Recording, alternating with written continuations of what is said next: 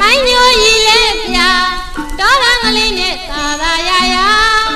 ကြောင်းကံဖယားအခြေတီထားလို့သာသဘာဝပနာယအေးမြတော်ယူရမြေမနေရာယုံလေးနဲ့အခါစီရံပြောတန်သောညံစာ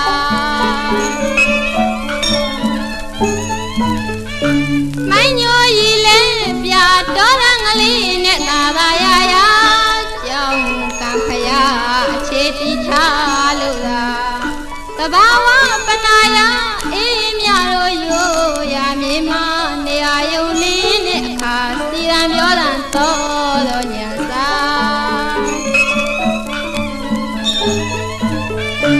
နေရာမြေကိုအမိပြုပါလို့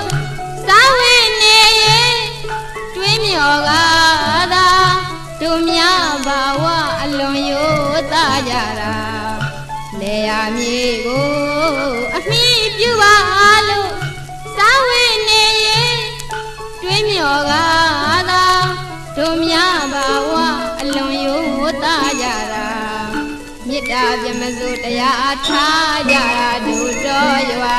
အရင်ကစေတနာတရားပွားများကပျော်ရွှင်ကြတာ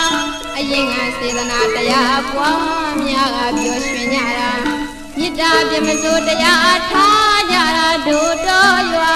သဘာဝအလားနဲ့ရိုးရမြင်အခင်းငါသာ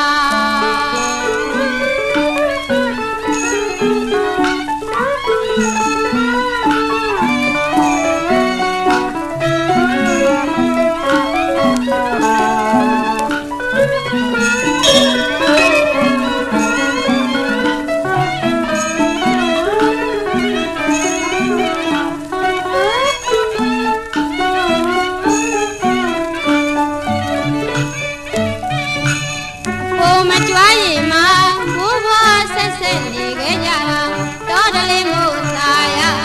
ဒီနာသဘာတွေဝေပြတခါအရာမကြာပြန်လာခဲ့စေခြင်းညာသခန်းသားတွေဝေတခွင်မှာတခါအရာမကြာပြန်လာခဲ့စေခြင်းညာသခန်းသားတွေဝေတခွင်မှာ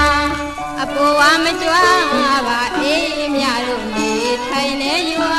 ကြည်နူးသာယာအေးပြောင်းနဲ့တော်ရွာတလေးရောတရား